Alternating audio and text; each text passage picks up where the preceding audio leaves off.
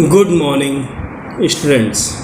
BEd first year अर्थात BEd प्रथम वर्ष बीएड फर्स्ट ईयर में पेपर 7th ए जिसका नाम है टीचिंग ऑफ हिंदी अर्थात हिंदी शिक्षण। आज हम लोग हिंदी शिक्षण में जानेंगे साइलेंट रीडिंग अर्थात मौन पठन।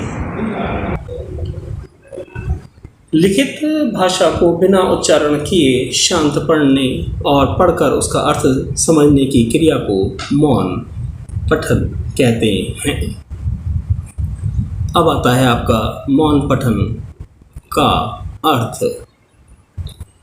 अर्थबोध और भावानुभूति मौन पठन के आवश्यक तत्व हैं। ये दूसरी बात है कि पाठक को ये अर्थ बोध और भावानुभूति किस सीमा तक होते हैं। मौन पठन में पढ़ने वालों के उन्मुख तक नहीं मिलते हैं और मौन पठन करते समय पाठ्यांश में वर्णित भावों और विचारों की ओर अधिक ध्यान दिया जाता है। इस प्रकार मौन पठन अध्ययन की एक विधि है। मौन पठन के प्रकार कुछ विद्वान मौखिक पठन की भांति मौन पठन के भी दो भेद करते हैं, व्यक्तिगत पठन और सामूहिक पठन। परंतु मौन पठन के इस प्रकार भेद करने की ना तो कोई आवश्यकता है ना ही इसका कोई औचित्य है। हाँ, मौन पठन के उद्देश्य और उसकी गति के आधार पर उसके दो भेद किए जा सकते हैं, गहन पठन और द्रुत पठन। सामान्यतः गूढ़ भाव और विचारों को उच्च स्तरीय भाषा और शैली में अभिव्यक्त किया जाता है। ऐसी लिखित सामग्री का अर्थ एवं भाव समझने के लिए पाठक को पूर्ण मनोयोग से बड़े धैर्य के साथ एक एक शब्द का अर्थ एवं भाव समझने का प्रयास करते हुए पठन करना होता है। किसी पठन सामग्री को मौन रूप में पूर्ण मनोयोग से बड़े धैर्य के साथ उसके प्रत्येक अंश के अर्थ एवं भाव समझने का प्रयास करते हुए पढ़ने की क्रिया को गहन पठन कहते हैं। उच्च साहित्य एवं दर्शन आदि विषयों के अध्ययन हेतु गहन पठन की ही आवश्यकता होती है। गहन पठन के लिए ये आवश्यक है कि पठनकर्ता का अपना शब्द भंडार हो, उसमें कल्पना, चिंतन, मनन और विश्लेषण करने की क्षमता हो। नंबर 2, द्रुत पठन। सामान्यतः सामान्य वस्तुओं, क्रियाओं और घटनाओं का वर्णन सामान्य भाषा शैली में किया जाता है। कहानियों और जीवनियों भी प्रायः सामान्य जीवन शैली में लिखी जाती हैं। मनोरंजन भाषा साहित्य रचना भी प्रायः सामान्य भाषा में की जाती है। ऐसी लिखित सामग्री को पढ़कर उसका अर्थ एवं भाव समझ सकता है। किसी पाठ्य सामग्री को मौन रूप में तीव्र गति से पढ़कर उसके अर्थ एवं भाव को ग्रहण करने की क्रिया को द्रुत पठन कहते हैं। सामान्य पाठ्य सामग्री, समाचार पत्र और पत्रिकाओं तथा मनोरंजन साहित्य आदि के अध्ययन हेतु द्रुत पठन की आवश्यकता होती है। द्रुत पठन के लिए आवश्यक है कि पठन कार्यकर्ता का अपना विस्तृत शब्द भंडार होना चाहिए, उसके जीवन में विभिन्न क्षेत्रों में सामान्य अनुभव हो। मौन पठन का महत्व। व्यवहारिक जीवन में हमें मौन पठन अधिक करना होता है। समाचार पत्र, पत्रिकाएं, मनोरंजन साहित्य, दर्शन साहित्य सभी बच्चे अपने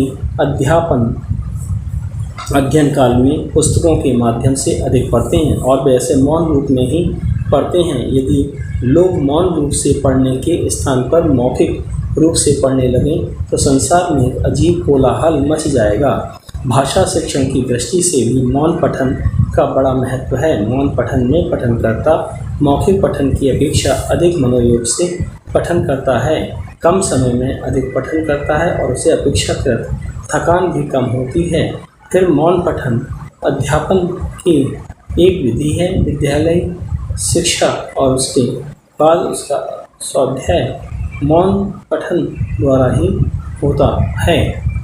अब आया आपका मौन पठन के तत्व। मौन पठन चाहे वह गहन अध्ययन के रूप में किया जाए चाहे द्रुत पठन के रूप में किया जाए, दोनों के में अर्थ ग्रहण करना आवश्यक होता है और ये तभी संभव है जब बच्चे उचित आसन में बैठकर पठन करें, उनका शब्दकोश विस्तृत हो और वे धैर्य के साथ समझ पूर्वक पठन करें। इन्हें ही मौन पठन के तत्व कहते हैं।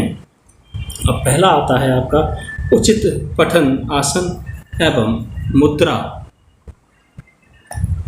मौखिक पठन की भांति मौन पठन करते समय भी सबसे पहली आवश्यकता उचित ढंग से बैठने की है, जिससे पठनकर्ता को थकान ना हो और उसका ध्यान बराबर पाठ्य सामग्री पर केंद्रित रहे।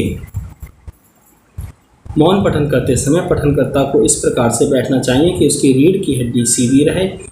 उसे पाठ्य सामग्री को अपनी आंखों के सामने 35 सेंटीमीटर की दूरी पर रखना चाहिए। मौन पठन करते समय ना ओंठ हिलने चाहिए, ना ही किसी प्रकार की ध्वनि करनी चाहिए, अन्यथा बच्चों को थकान शीघ्र होगी और पठन में उनका मन नहीं लगेगा। नंबर 2, सक्रिय शब्दकोश।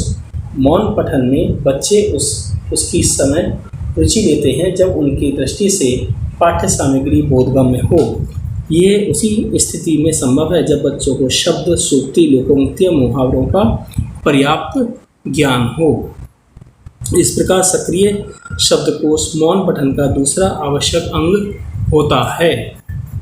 नंबर 3, परिचित शब्दकोश। एक ओर मौन पठन सक्रिय शब्दकोश पर निर्भर करता है, दूसरी ओर मौन पठन से सक्रिय शब्दकोश में वृद्धि होती है।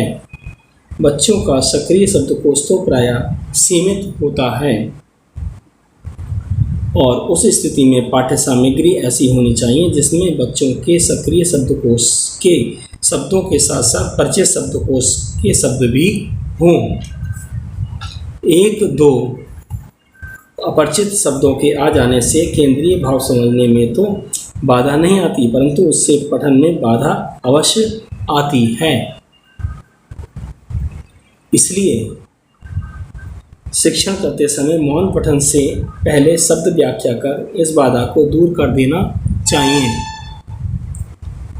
नंबर 4, एकाग्रता। मौन पठन की सफलता पठनकर्ता की मनोदशा पर निर्भर करती है। उसे एकाग्रचित्त होकर पठन करना चाहिए और पठन सामग्री का अर्थ और भाव समझते हुए उसे आगे बढ़ना चाहिए। नंबर 5, सिंहावलोकन। सिंहावलोकन में है, सिंहावलोकन का अर्थ है कि सिंह के समान पीछे देखते हुए आगे बढ़ना।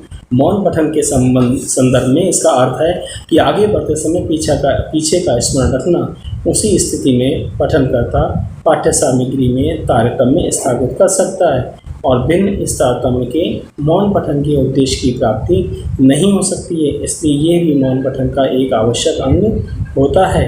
नंबर 6, धैर्य। मौखिक पठन की भांति मौन पठन में भी धैर्य का होना आवश्यक होता है। पठनकर्ता को सदैव धैर्य के साथ उचित गति से पठन करना चाहिए। बहुत अधिक तीव्र या बहुत अधिक मंद गति से पठन करने के में अर्थ में प्रतीति नहीं होती है, बाधा पड़ती है। पठन करते समय कभी कभी ऐसे शब्द आ जाते हैं जिनका अर्थ समझना कठिन होता है। ऐसी स्थिति में पठनकर्ता को धैर्य नहीं खोना चाहिए, उसे एकाग्रचित्त होकर आगे बढ़ना चाहिए। प्रसंग और संदर्भ अनुसार भाव की पूर्ति नहीं हो पाती है। नंबर 7, अंतिम पॉइंट है, बोध रहित पठन का अर्थ नहीं कहा जाता है। मौन पठन की सफलता तो बोध में ही निहित होती है। इसलिए बोध के लिए आवश्यक है कि पठनकर्ता शब्दों, श्रुतियों, लोकोक्तियों और मुहावरों का संदर्भ न करें और विराम चिन्ह और आदि चिन्ह के साथ स्पष्ट अनुभूति करें और अनुभूत करने के नए ज्ञान के संबंध में जोड़ते हुए भावानुभूति करें। लिखित सामग्री के भाव और विचारों की पूर्ण प्रतीति को बोध करते हैं। अगला पॉइंट आया, मौन पठन की शिक्षा के उद्देश्य।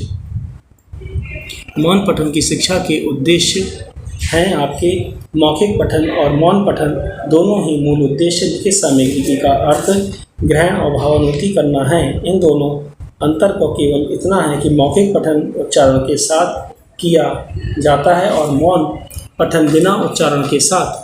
अगला पॉइंट आया, ज्ञानात्मक उद्देश्य, कौशलात्मक उद्देश्य, भावात्मक उद्देश्य। तो इसके बाद आया मौन पठन की शिक्षा। मौन पठन की एक कौशल है और कौशल का विकास का सर्वोत्तम साधन उसके प्रयोग पर अधिकाधिक अवसर प्रदान करना है। ये अवसर कब और कैसे किया जाए? जहाँ तक मौन पठन की बात है, ये तभी किया जा सकता है जब भाषा पर कुछ अधिकार हो जाए। भाषा पर अधिकार के साथ साथ बच्चों की मानसिक दशा की भी अनुकूल होनी आवश्यक है। प्रारंभिक कक्षाओं में मौन पठन नहीं कराया जा सकता है क्योंकि इस आयु के बच्चे बड़े चंचल होते हैं। वे 2 से 3 मिनट भी शांत नहीं रह सकते हैं। दूसरा, उनका भाषाई ज्ञान भी बड़ा सीमित होता है। अनुभव कहता है कि कक्षा 3 से पहले मौन पठन कराया नहीं जा सकता है। कक्षा 3 में मौन पठन की शिक्षा प्रारंभ की जा सकती है, परंतु इस समय शिक्षक को केवल इतना ही प्रयत्न करते रहना चाहिए कि बच्चे उचित आसन में बैठकर शांति के साथ पढ़ें। ये तभी संभव है जब शिक्षक मौन पठन के बाद पठित सामग्री को 1 या 2 बार प्रश्न पूछे। यूँ तो मौन पठन के अवसर सभी विषयों के शिक्षा में उपलब्ध हो सकते हैं, परंतु भाषा की शिक्षा के संदर्भ में पाठ्य पुस्तकों के संकलन, गद्य लेखों और सहायक पुस्तकों के शिक्षा के समय मौन पठन करना अधिक उपयुक्त होता है। हाँ, कविता शिक्षण में मौन पठन नहीं करना चाहिए। कविता का आनंद तो उसके मौखिक पठन में ही है। कक्षा 4 के बच्चों को पुस्तकालयों और वाचनालयों में भी मौन पठन के अवसर दिए जाएं। यहाँ उनकी रुचि और आकर्षक बाल पत्रिकाएं और पुस्तकें होनी चाहिए। दैनिक समाचार पत्र भी वहाँ उपलब्ध नहीं होने चाहिए। जो बच्चे स्वेच्छा से उन्हें पढ़ना चाहें, उन्हें पढ़ने के अवसर सुलभ होने चाहिए। ये सरकार शिक्षक की देखरेख में चलने चाहिए। बच्चे अपनी अपनी रुचि की पत्रिकाएं, पुस्तकें पढ़ें और उसके बाद उनसे संबंधित प्रश्न भी पूछें। उन्हें जब अपनी बात कहने के स्वतंत्र अवसर भी दिए जाएं, इससे उनकी मौखिक भाषा में भी विकास होगा। कक्षा 5 में इस बात पर विशेष बल दिया जाए कि बच्चे जो भी कुछ पढ़ें, कम से कम उसका केंद्रीय भाव अवश्य समझे भी। अपने सही अर्थों में मौन पठन की शिक्षा उच्च प्राथमिक स्तर कक्षा 6 से शुरू होती है। इस स्तर तक आते आते बच्चों को शब्द भंडार में काफ़ी वृद्धि हो जाती है। इसके साथ साथ अब वे उतने चंचल भी नहीं रहते हैं। कक्षा 6 और उससे आगे के मौन पठन के सभी तत्वों के विकास का प्रयत्न करना चाहिए। बच्चों की पठन गति में निरंतर विकास हो, इसके लिए प्रयत्न करना चाहिए। बच्चों को मौन पठन की क्रिया में प्रशिक्षित करने के लिए यह आवश्यक होता है कि कक्षा का पर्यावरण वातावरण शांत हो, उसमें हवा और प्रकाश का पूरा प्रबंध हो। यह भी आवश्यक है कि मौन पठन उसी सामग्री से कराया जाए जिसे पढ़कर बच्चे समझ सकें। अतः आवश्यक है कि भाषा एवं भाव की दृष्टि से जो पाठ क्लिष्ट हो, उनका मौन पठन कराने से पहले उनकी भाषाई, भाव और विचार संबंधी कठिनाइयाँ दूर कर दी जाएं। जब बच्चे मौन पठन करना प्रारंभ कर दें, तब उन्हें मौखिक रूप से कोई आदेश न दिया जाए। इससे मौन पठन का वातावरण समाप्त हो जाता है।